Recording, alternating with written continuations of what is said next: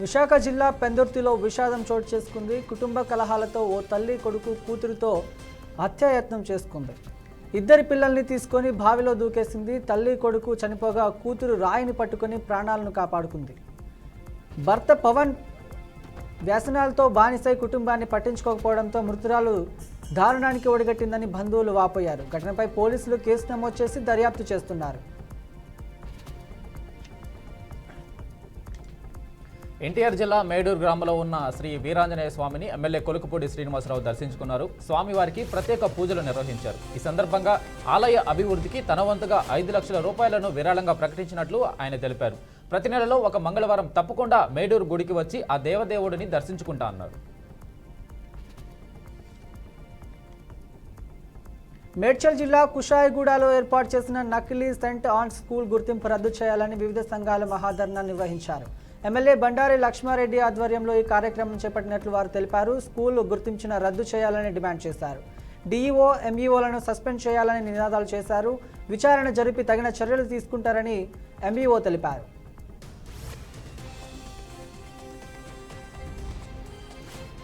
అన్నమయ్య జిల్లా మదనపల్లిలో municipal engineering workers JAC relay సమ్మె 21వ రోజుకు చేరుకుంది. ప్రభుత్వాన్ని కొంతమంది కోరికలు కోరుకోవడం లేదని జేఏసీ నాయకులు అన్నారు. అందరిలాగా మాకు కూడా పనికి తగిన వేతనం చెల్లించాలని కోరుతున్నామన్నారు.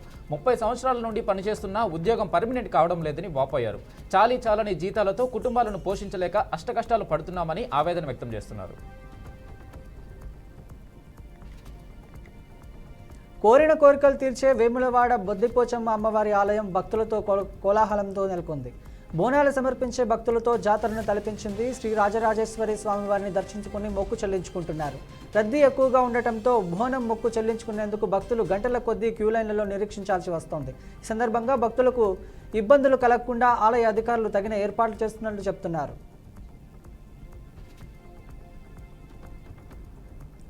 భద్రాద్రి కొత్తగూడెం జిల్లా అశ్వరావుపేట మున్సిపాలిటీ కార్యాలయంలో బీఆర్ఎస్ నాయకులు వినతి పత్రం సమర్పించారు. కాంగ్రెస్ ప్రభుత్వంపై టైంపాస్ రాజకీయాలతో ప్రజల జీవితాలతో ఆడుకుంటుందన్నారు. ప్రభుత్వం ఏర్పడి 18 నెలలు గడిచినప్పటికీ నాటి నుండి నేటి వరకు ఎక్కడ వేసిన గొంగళి అక్కడే అన్న చందంగా ఉందని మండిపడ్డారు. గ్రామాలలో పట్టణాలలో వాడలు పరిశుద్ధ లేమిటో కనిపిస్తున్నాయని చెప్పారు. కనీసం మురికి గుంటల వద్ద బ్లీచింగ్ చల్లే నాదుడు కూడా కరువైపోయాడని ఆవేదన వ్యక్తం చేశారు. ఆంధ్రప్రదేశ్ కాంగ్రెస్ కమిటీ అధ్యక్షురాలు వైఎస్ షర్మిల నెల్లూరు జిల్లాలో పర్యటించారు. ఈ సందర్భంగా ఆమె తన సోదరుడు వైసీపీ అధ్యక్షుడు జగన్ లక్ష్యంగా తీవ్ర స్థాయిలో విమర్శలు గుప్పించారు. ప్రతి విషయంలోనూ జగన్ ప్రజలను వర్ణించేస్తున్నారన్నారు. అధికారం చేతిలో ఉన్నప్పుడు ప్రజల వద్దకు వెళ్ళని ఆయన ఇప్పుడు ఓటమి తర్వాత జన సమీకరణలో పేరుతో బల ప్రదర్శన జరుగుతున్నారని ఆమె మండిపడ్డారు.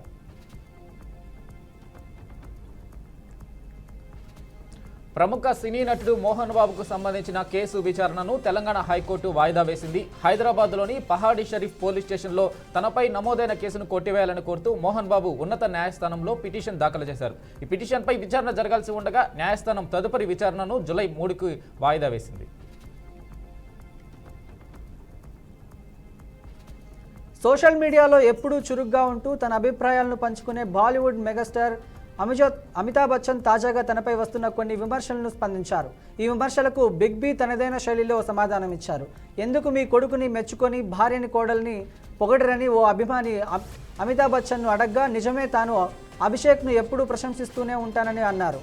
అలాగే తన భార్య భయా బచ్చన్, కోడలు ఐశ్వర్యను కూడా ప్రశంసిస్తాను, కాకపోతే వారిని మనసులోనే మెచ్చుకుంటాను, అది తనకు మహిళలపై తనకు ఉన్న గౌరవమని బదిలిచ్చారు. ఏపీ మాజీ సీఎం వైసీపీ అధినేత జగన్ పై మరో పోలీస్ కేసు నమోదైంది. ఈ ఏడాది ఫిబ్రవరి 19న గుంటూరు మిర్చి యార్డులో ఆయన జరిపిన పర్యటనకు సంబంధించి ఈ కేసు దాఖలైంది. అప్పట్లో ఎమ్మెల్సీ ఎన్నికల ప్రవర్తన నియమావళి అమలులో ఉండగా నిబంధనలు ఉల్లంఘించారన్న ఆరోపణలపై నల్లపాడు పోలీసులు కేసు నమోదు చేశారు.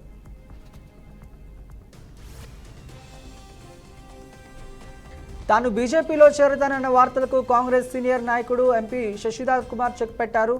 తాను రాసిన వ్యాసం ఆపరేషన్ సింధూర్ విజయాన్ని అన్ని పార్టీల ఐక్యతను విమర్శించిందన్నారు. ఇతర దేశాలతో సందర్భాలు బలోపేతం చేసుకోవడంలో ప్రధాని మోడీ ప్రదర్శించిన శక్తి చైతన్యాన్ని తాను ప్రశంసిస్తానని అన్నారు. ఇది బీజేపీ లేదా కాంగ్రెస్ విదేశాంగ విధానాలకు సంబంధించిన విషయం కాదని తెలిపారు. తాను ఇలా మాట్లాడడం బీజేపీలో చేరడానికి సంకేతమని భావించడాన్ని స్పష్టం చేశారు. ఫోన్ ట్యాపింగ్ వ్యవహారంలో BJP MP Etela Rajender SIT విచారణకు హాజరయ్యారు. ఫోన్ ట్యాపింగ్ చేయడం వ్యక్తి స్వేచ్ఛకు భంగం కలిగించడమే అన్నారు. హుజూరాబాద్ ఉప ఎన్నికల సమయంలో తన ఫోన్ ట్యాప్ చేశారని అన్నారు. తన ఫోన్ అనేకసార్లు ట్యాపింగ్ అయిందని చెప్పారు. నాయకుల ఫోన్లను మాత్రమే కాకుండా వారి గన్మెన్ల ఫోన్లను కూడా ట్యాప్ చేశారన్నారు. 2018లో తాను ప్రభుత్వంలో ఉన్నప్పుడే తనను ఓడించే ప్రయత్నం జరిగిందన్నారు. తెలంగాణ ప్రభుత్వం బోనాల వేడుకలను అత్యంత ప్రతిష్టాత్మకంగా నిర్వహించేందుకు ఏర్పాట్లను ముమ్మరం చేస్తోంది. వచ్చే నెల 13న సికింద్రాబాద్లోని శ్రీ ఉజ్జయిని మహంకాళి ఆలయ బోనాల కార్యక్రమాన్ని అట్టహాసంగా నిర్వహించబోతున్నారు. ఇదే నేపథ్యంలోనే ఉత్సవాల ఏర్పాట్లపై మంత్రి పొన్నం ప్రభాకర్ వివిధ శాఖల అధికారులతో సమీక్షా సమావేశం నిర్వహించారు. బోనాల సందర్భంగా ఆలయానికి వచ్చే భక్తులు ఎలాంటి ఇబ్బందులు లేకుండా ఏర్పాట్లు చేస్తున్నామని అన్నారు. ప్రభుత్వం ఎంత పెద్ద కార్యక్రమాలు చేపట్టినా ప్రజల సహకారం లేకపోతే అవి విజయవంతం కావని తెలిపారు.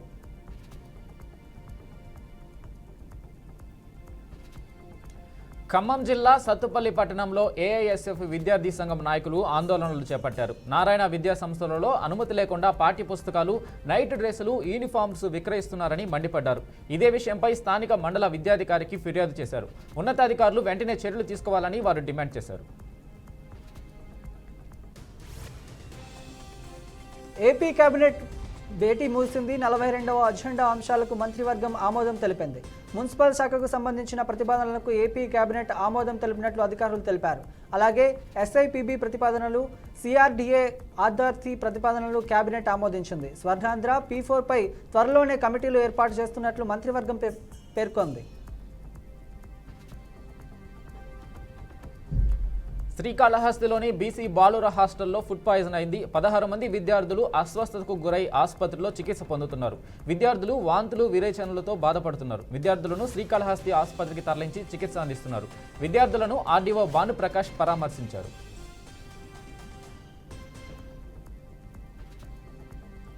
సంక్షేమ పథకాలను అమలు చేయాలంటూ అంగన్వాడీ కార్యకర్తలు అమలాపురం కలెక్టరేట్ వద్ద మండిపడ్డారు. ఇటీవల ప్రభుత్వం విడుదల చేస్తున్న అమ్మకు వందనం పథకంలో తమ పేర్లు లేవని వాపోయారు. అంగన్వాడీ కార్యకర్తలను ప్రభుత్వ ఉద్యోగులుగా గుర్తించి సంక్షేమ పథకాలు తొలగించారని అన్నారు.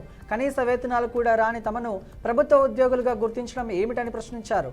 తమ వేతనాలు పెంచాలని, సంక్షేమ పథకాలు అందేలా అధికారులు చర్యలు చేపట్టాలని అంగన్వాడీ కార్యకర్తలు ప్రభుత్వాన్ని డిమాండ్ చేశారు.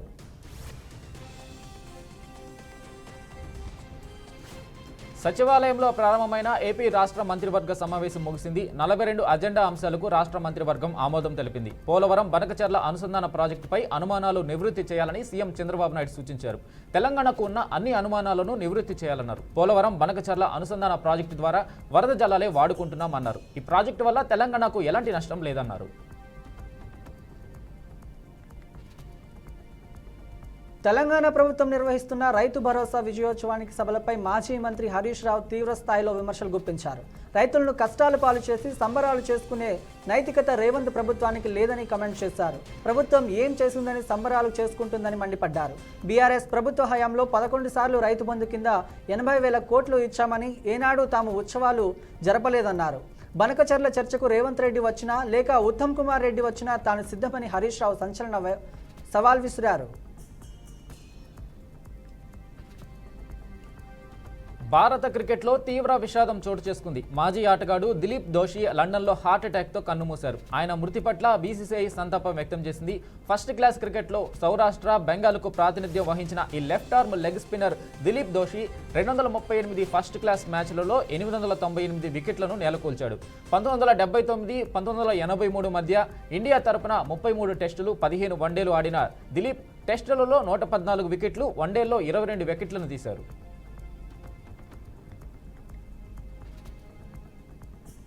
ఇండియా టెస్ట్ క్రికెట్ చరిత్రలో ఎన్నడూ లేనిది అరుదైన ఘట్టం చోటు చేసుకుంది. ఇంగ్లాండ్తో లీడ్స్లోని హెండ్లింగ్ క్రికెట్ గ్రౌండ్లో జరుగుతున్న తొలి టెస్టులో భారత జట్టు ఒక టెస్టు మ్యాచ్లోనే 4 ఆటగాళ్లు సెంచరీలు సాధించడం విశేషం. అంతేగాక వికెట్ కీపర్ రిషబ్ పంత్ 2 ఇన్నింగ్స్లలోనూ సెంచరీలు చేసి ప్రత్యేక రికార్డులను నమోదు చేశాడు.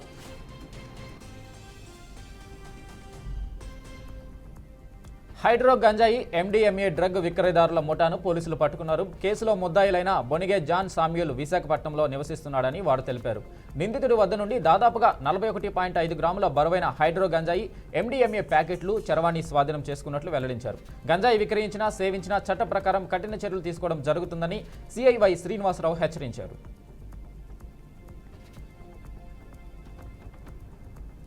కలియుగ ప్రత్యక్ష దైవం తిరుమల వెంకటేశ్వర స్వామివారిని నిత్యం వేలాది మంది భక్తులు దర్శించుకుంటూ ఉంటారు. వేసవి సెలవులు ముగిసినప్పటికీ తిరుమలలో భక్తుల రద్దీ ఏమాత్రం తగ్గలేదు. శ్రీవారిని దర్శించుకునేందుకు వేల సంఖ్యలో భక్తులు తిరుమల కొండకు చేరుకుంటున్నారు. దర్శనానికి 29 కంపార్ట్మెంట్లలో భక్తులు వేచి ఉన్నారు. శ్రీవారి సర్వదర్శనానికి 18 గంటల సమయం పడుతుందని టీటీడీ అధికారులు తెలిపారు.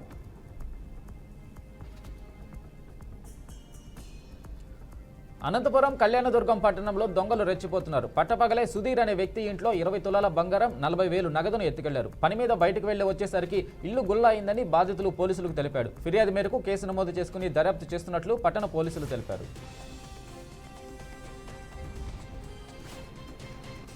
జీవో నంబర్ 5ను సవరించి సొంత మండలాల్లో విధులు నిర్వహించుకునేందుకు అవకాశం ఇవ్వాలని గ్రామ వార్డు సచివాలయ ఉద్యోగులు కోరారు.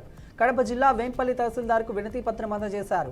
బడుగు ఉద్యోగులు, గ్రామ వార్డు సచివాలయ ఉద్యోగులను కూడా ప్రాధాన్యత వర్గంగా గుర్తించాలన్నారు.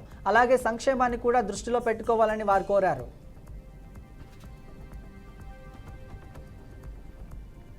పార్టీ ప్రభుత్వం జోడెద్దుల్లా పనిచేయాలని ముఖ్యమంత్రి రేవంత్ రెడ్డి సూచించారు. పీసీసీ రాజకీయ వ్యవహారాల కమిటీ సమావేశంలో సీఎం రేవంత్ రెడ్డి పాల్గొన్నారు. ఈ సందర్భంగా పార్టీని, ప్రభుత్వాన్ని సమన్వయంతో ముందుకు తీసుకెళ్తామని అన్నారు. 18 నెలల ప్రభుత్వ పాలన గోల్డెన్ పీరియడ్ అని చెప్పారు. బూత్, గ్రామ, మండల స్థాయిలో పార్టీ కమిటీలు ఏర్పాటు చేయాలని సూచించారు. బూత్ స్థాయిలో పార్టీ బలంగా ఉంటే ప్రభుత్వ పథకాలు ప్రజల్లోకి సమర్థవంతంగా తీసుకెళ్లగలుగుతామని అభిప్రాయపడ్డారు. డ్రగ్స్ ట్రాఫికింగ్ కేసులో నటుడు శ్రీరామ్ అరెస్ట్ అయ్యారు. తాను ఎలాంటి డ్రగ్స్ అమ్మలేదని తెలిపాడు. తెలిసిన వారి నుంచి మత్తు పదార్థాలను కొనుగోలు చేశానని ఉన్నది ఉన్నట్లుగా కుండబద్దలు కొట్టాడు. తాను సెలబ్రిటీ అయి ఉండి అలా డ్రగ్స్ తీసుకోవడం తప్పేనని అంగీకరించాడు. ప్రస్తుతం తన బిడ్డ అనారోగ్యంతో ఉన్నాడని, సంరక్షకుడిగా ఆ బాధ్యత తనపై ఉందని అన్నాడు. తనకు వెంటనే కేసులో బెయిల్ మంజూరు చేయాలని న్యాయస్థానాన్ని అభ్యర్థించాడు. ఏఐసీసీ అగ్రనేత రాహుల్ గాంధీ వర్సెస్ కేంద్ర ఎన్నికల సంఘం మధ్య వార్ కంటిన్యూ అవుతుంది. రాహుల్ గాంధీ ఆరోపణలు చేస్తూ ఉంటే వాటిని ఈసీ కొట్టిపారేస్తూ వస్తుంది. అయితే రాహుల్ గాంధీ మాత్రం వెనక్కి తగ్గేదే లేదు అన్నట్లుగా ఎన్నికల సంఘాన్ని కార్నర్ చేస్తూనే ఉన్నారు. తాజాగా మరోసారి సంచలన వ్యాఖ్యలు చేశారు. మహారాష్ట్ర ముఖ్యమంత్రి దేవేంద్ర ఫడ్నవీస్ సొంత నియోజకవర్గంలో 5 నెలల కాలంలోనే ఓటరు జాబితా 8% పెరిగిందన్నారు. కొన్ని పోలింగ్ బూతులలో 20 నుంచి 50% పెరుగుదల ఉందని, గుర్తు తెలియని వ్యక్తులు ఓట్లు వేసినట్లు బిఎల్ఓలు నివేదించారని ఆరోపించారు.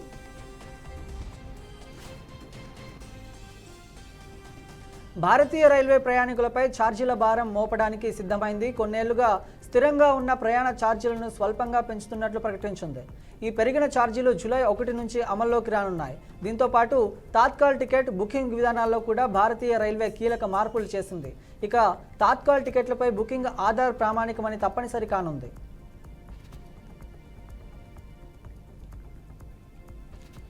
తనపై 2021లో నమోదైన కేసును కొట్టివేయాలని కోరుతూ Congress party MLA Komatireddy Rajagopal Reddy petition దాఖలు చేశారు. ఈ పిటిషన్పై తెలంగాణ హైకోర్టులో విచారణ ముగిసింది.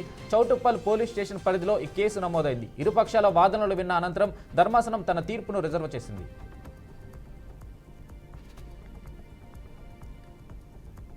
కొద్ది రోజులు ఆకాశమే హద్దుగా పెరుగుతూ వచ్చిన బంగారం ధరలు ఊరటనిచ్చాయి. ₹1,00,000 మార్కును దాటి సామాన్యులకు చుక్కలు చూపించిన పసిడి ధరలు దిగిరావడంతో కొనుగోలుదారులు కొంత ఊపిరి పీల్చుకుంటున్నారు. హైదరాబాద్, విజయవాడ మార్కెట్లలో 22 క్యారెట్ల బంగారం, 10 గ్రాముల బంగారం ధర 750 తగ్గి నేడు 91,550గా నమోదైంది. ఈ తగ్గుదల కొనుగోలుదారులకు కొంత ఉపశమనం కలిగించింది. కూటమి ప్రభుత్వం అధికారంలోకి వచ్చాక భూ కబ్జాలు ఎక్కువయ్యాయని మాజీ ఎమ్మెల్యే రాచమల్లు శివప్రసాద్ రెడ్డి ఆరోపించారు. ప్రభుత్వ స్థలాలు, ఖాళీ స్థలాలను వ్యతిరేక కబ్జా చేస్తున్నారన్నారు. నకిలీ స్టాంపులు, నీళ్లు, ఫోర్జరీ సంతకాలు చేసి స్థలాలను కబ్జా చేస్తున్నారని మాజీ ఎమ్మెల్యే ఆరోపించారు. దీనిపైన స్టాంపు రిజిస్ట్రేషన్ల ఐజీకి ఫిర్యాదు చేయనున్నట్లు ఆయన తెలిపారు. మాదక ద్రవ్యాల నిర్మూలనకు పోలీస్ శాఖ తరపున ప్రత్యేక చర్యలు తీసుకుంటామని ఎస్పీ అఖిల్ మహాజన్ పేర్కొన్నారు. యాంటీ డ్రగ్స్ అవేర్నెస్ కార్యక్రమంలో భాగంగా ఆదిలాబాద్లోని ఏఆర్ హెడ్ క్వార్టర్స్లో మొక్కలు నాటే కార్యక్రమం నిర్వహించారు. ఎస్పీ సిబ్బందితో కలిసి మొక్కలు నాటారు. పర్యావరణ సంరక్షణకు చెట్లు ఎంతో అవసరమని అన్నారు. ఆయన వెంట ఏఎస్పీ సురేందర్ రావు, డీజీపీ జీవన్ రెడ్డి ఉన్నారు.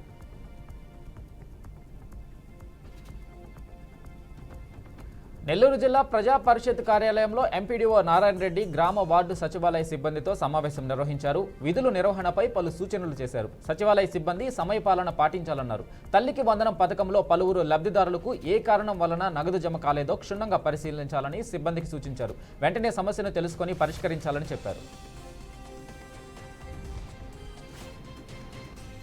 మంత్రుల తీరుపై సీఎం రేవంత్ రెడ్డి ఆగ్రహం వ్యక్తం చేశారు. జిల్లాల ఇన్ఛార్జీల మంత్రులు సరైన రీతిలో దృష్టి పెట్టడం లేదని, ఇది సరైంది కాదని అన్నారు. స్థానిక సంస్థల ఎన్నికల బాధ్యత అంతా ఇన్ఛార్జ్ మంత్రులదేనని స్పష్టం చేశారు. నిధుల బాధ్యతలన్నీ మీ దగ్గరే ఉన్నాయని చెప్పారు.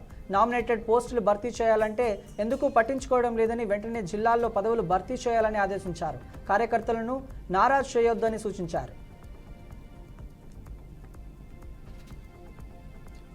ఆంధ్రప్రదేశ్ మాజీ సీఎం వైసీపీ అధినేత జగన్ జాహ్నవి దంగేటికి అభినందనలు తెలిపారు. 2029లో ప్రారంభించబోయే టైటాన్స్ స్పేస్ ఇండస్ట్రీస్ యొక్క ASCIN ప్రోగ్రాం కోసం ఆస్ట్రోనట్ అభ్యర్థిగా జాహ్నవి దంగేటికి ఎంపికైంది. దీంతో జగన్ తన ఎక్స్ ఖాతాలో ఆమెకు హృదయపూర్వక అభినందనలు తెలుపుతూ ట్వీట్ చేశారు. అందులో జాహ్నవి ప్రతిభ ప్రతి భారతీయుడిని, ప్రతి ఆంధ్రుడిని గర్వపడేలా చేస్తుందన్నారు. బీఆర్ఎస్ ఎమ్మెల్యే పాడి కౌశిక్ రెడ్డి పిటిషన్పై హైకోర్టులో విచారణ జరిగింది. క్వారీ యజమానిని బెదిరించిన కేసులో కౌశిక్ రెడ్డి హైకోర్టులో ముందస్తు బెయిల్ పిటిషన్ దాఖలు చేశారు. ఈ పిటిషన్పై నేడు జరిగిన విచారణలో క్వారీ యజమాని వ్యవహారంలో సుబేరి తన పోలీస్ స్టేషన్లో నమోదైంది. కేసులో ముందస్తు బెయిల్ ఇవ్వాలని హైకోర్టు ఈ నెల 16న పిటిషన్ దాఖలు చేశారు. 17న విచారణ చేపట్టిన న్యాయస్థానం విచారణకు నేటితో వాయిదా వేసింది. ఈలోపే కౌశిక్ రెడ్డిని పోలీసులు అరెస్ట్ చేసి వరంగల్ కోర్టులో ప్రవేశపెట్టగా కోర్టు రిమాండ్ను తిరస్కరిస్తూ బెయిల్ మంజూరు చేసింది. ఇదే నేపథ్యంలోనే హైకోర్టు కూడా ఈ పిటిషన్పై విచారణ నేడు ముగిసింది.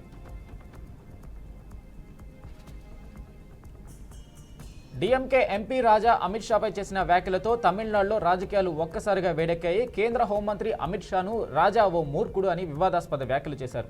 తమిళనాడులో బీజేపీ గెలుస్తుందని అంటున్నారని విమర్శించారు. ఓ బహిరంగ సభలో డీఎంకే ఎంపీ రాజా కేంద్ర మంత్రి అమిత్ షాపై ఈ కామెంట్స్ చేశారు. నిహారిక మ్యారేజ్ విషయంపై ఆమె తండ్రి జనసేన సీనియర్ నాయకులు నాగబాబు ఆసక్తికర కామెంట్స్ చేశారు. తాను పిల్లల నిర్ణయానికి ఎప్పుడూ రెస్పెక్ట్ ఇస్తున్నా అన్నారు. ఇది మంచిదైనా చెడ్డదైనా సరే వారి ఇష్టాలను తాను విలువ ఇస్తానని చెప్పారు. అయితే వరుణ్ లవ్ మ్యారేజ్ చేసుకున్నాడు, వాడి జడ్జిమెంట్ కరెక్ట్ అయింది. నిహారిక కూడా మేము చూసి పెళ్లి చేశాము, ఇది రాంగ్ అయిందన్నారు. ఎందుకంటే తాము వారిద్దరిని ప్రొఫెసర్ జడ్జ్ చేయలేకపోయాము అని తెలిపారు. నారాయణపేట నుంచి మెడికల్ కాలేజీకి తరలించిన ఏరియా ఆసుపత్రిని తిరిగి ఇక్కడే ఏర్పాటు చేయాలంటూ బీజేపీ ఆధ్వర్యంలో నిరసన తెలిపారు. ఆర్టీసీ డిపో ముందు బైఠాయించి బస్సులు బయటికి రాకుండా అడ్డుకున్నారు. అప్పంపల్లి వద్ద ఉన్న మెడికల్ కాలేజీ ఆసుపత్రికి రోగులు వెళ్లేందుకు ఇబ్బందులు పడుతున్నారన్నారు. వెంటనే ఆసుపత్రిని ఏర్పాటు చేయాలని డిమాండ్ చేశారు. వ్యాపారస్తులు స్వచ్ఛందంగా దుకాణాలు మూసివేసి బంద్కు సహకరించారు. నిరసనలో రాష్ట్ర నాయకులు నాగారావు నామాజీ, జిల్లా అధ్యక్షుడు సత్య యాదవ్, నాయకులు, కార్యకర్తలు పాల్గొన్నారు. మెగాస్టార్ చిరంజీవి మాతృమూర్తి అంజనాదేవి ఆరోగ్యంపై కొన్ని వదంతులుగా సామాజిక మాధ్యమాల్లో చక్కర్లు కొట్టాయి. ఇదే నేపథ్యంలోనే ప్రముఖ నటుడు, నిర్మాత నాగబాబు ఈ అంశంపై స్పందించారు. తన తల్లి అనారోగ్యంపై జరుగుతున్న ప్రచారాన్ని ఆయన ఖండించారు. తమ అమ్మ అంజనాదేవి గారి ఆరోగ్యం చాలా బాగుందన్నారు. ఆమె అనారోగ్యంతో ఉన్నట్టు వస్తున్న వార్తల్లో ఎలాంటి నిజం లేదని తెలిపారు. దయచేసి ఇలాంటి నిరాధారమైన వదంతులను నమ్మవద్దు అని నాగబాబు తన పోస్టులో పేర్కొన్నారు. ఎయిర్ ఇండియా విమాన ప్రమాదానికి సంబంధించిన బ్లాక్ బాక్స్ పై అనేక ఆరోపణలు వస్తున్నాయి. విశ్లేషణ కోసం విదేశాలకు పంపారంటూ ప్రచారాలు వస్తున్నాయి. ఈ వార్తలను కేంద్ర పౌర విమానయాన శాఖ మంత్రి రామ్మోహన్ నాయుడు ఖండించారు. బ్లాక్ బాక్స్ భారత్లోనే ఉందన్నారు. Air craft accident investigation bureau దానిని పరిశీలిస్తుందని ఆయన స్పష్టం చేశారు. విదేశీ ప్రముఖ విమానయాన సంస్థ ఎయిర్ ఇండియా తరచూ వార్తల్లో నిలుస్తోంది. ప్రమాదం తర్వాత నుంచి సంస్థకు చెందిన పలు విమానాల్లో సాంకేతిక సమస్యలు వెలుగు చూస్తున్నాయి. తాజాగా ఆ సంస్థ మరోసారి హెడ్లైన్స్లో నిలిచింది. ఈసారి విమానంలో పలువురు సిబ్బంది, ప్రయాణికులు అస్వస్థతకు గురయ్యారు. ఎయిర్ ఇండియాకు చెందిన A130 విమానం లండన్ నుంచి ముంబైకి బయలుదేరింది. అయితే విమానం గాల్లో ఉండగా అనూహ్య ఘటన చోటు చేసుకుంది. అందులోని 5 ప్రయాణికులు, 2 ఇబ్బంది అస్వస్థతకు గురైనట్టు తెలుస్తోంది. ఈ విషయాన్ని టాటా గ్రూప్ యాజమాన్యంలోని ఎయిర్ ఇండియా సంస్థ వెల్లడించింది.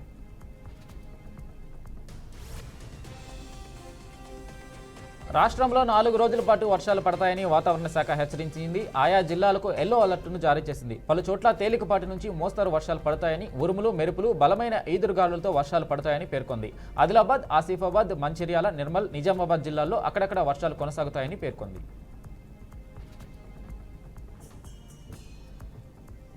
డిప్యూటీ సీఎం జనసేన అధినేత పవన్ కళ్యాణ్కు తమిళనాడు మంత్రి శేఖర్ బాబు గట్టి సవాల్ విసిరారు.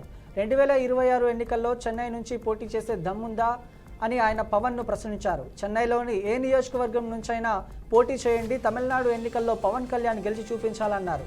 గెలిచిన తర్వాత మీరు ఎన్ని చెప్పినా వినడానికి సిద్ధం అని మంత్రి శేఖర్ బాబు తెలిపారు.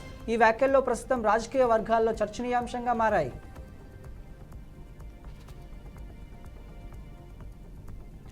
ఆపరేషన్ సింధూర్పై ప్రధానమంత్రి నరేంద్ర మోడీ మరోసారి సంచలన వ్యాఖ్యలు చేశారు. ఉగ్రవాదంపై భారత్ కఠినమైన విధానాన్ని ఆపరేషన్ సింధూర్ ప్రపంచానికి స్పష్టం చేసిందన్నారు. ఉగ్రవాదంపై భారత్ దృఢ వైఖరిని ఆపరేషన్ సింధూర్ నిరూపించిందని వ్యాఖ్యానించారు. భారత్పై ఉగ్రదాడులను సహించేది లేదన్నారు. ముష్కరులు ఎక్కడి నక్కినా అంతం చేస్తామని మోడీ తీవ్రంగా హెచ్చరించారు. జాతి ప్రయోజనాల దృష్ట్యా తమ ప్రభుత్వం అన్ని చర్యలు తీసుకుంటుందన్నారు. భారత cricketer ring Singh Samajwadi party MP Priya Saroj ఇటీవల నిశ్చితార్థం చేసుకున్నారు. అయితే ఈ ఇద్దరి నవంబర్ 19న తేదీన జరగాల్సి ఉంది. కానీ ఆ పెళ్లి వాయిదా పడినట్టు తెలుస్తోంది.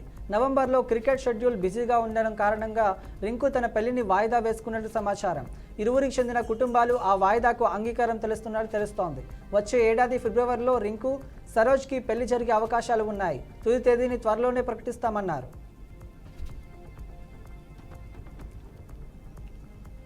భారత్, ఇంగ్లాండ్ జట్ల మధ్య జరుగుతున్న మొదటి టెస్ట్ మ్యాచ్లో కీలక పరిణామం చోటు చేసుకుంది. భారత్, ఇంగ్లాండ్ జట్లు చేతికి నల్లటి బ్యాండ్లు ధరించి గ్రౌండ్లోకి వచ్చారు. భారత మాజీ క్రికెటర్ దిలీప్ దోషి జ్ఞాపకార్థం 2 జట్లు 1 నిమిషం మౌనం పాటించాయి. దీనికి సంబంధించిన ఫోటోలు సోషల్ మీడియాలో వైరల్గా మారడంతో నెటిజన్లు ఇరు జట్లు చేసిన పనికి ప్రశంసలు కురిపిస్తున్నారు. ఇదిలా ఉంటే దిలీప్ దోషి ఇవాళ లండన్లో గుండెపోటు కారణంగా మరణించారు.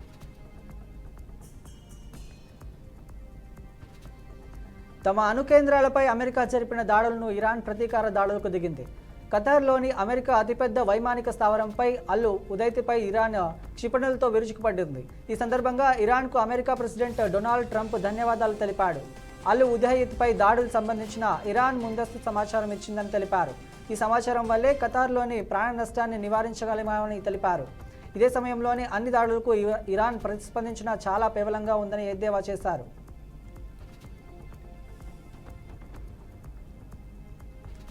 తమ అణు కేంద్రాలపై అగ్రరాజ్యం అమెరికా జరిపిన దాడులకు ఇరాన్ ప్రతీకార దాడులు చేపట్టింది. ఖతార్లోని అమెరికా వైమానిక స్థావరం అల్ ఉదీద్పై క్షిపణులను ప్రయోగించింది. ఇరాన్ దాడితో ఖతార్లో పరిస్థితులు ఆందోళనకరంగా మారాయి. ఖతార్ రాజధాని దోహాలో కూడా భారీ పేలుడు శబ్దాలు వినిపించాయి. దీంతో స్థానికులు తీవ్ర భయాందోళనకు గురయ్యారు. పేలుడు శబ్దాలకు ఎక్కడికక్కడ ప్రజలు పరుగులు తీశారు. దోహాలోని ఓ మాల్లో ఉన్న ప్రజలు వెంటనే బయటకు పరుగులు తీశారు.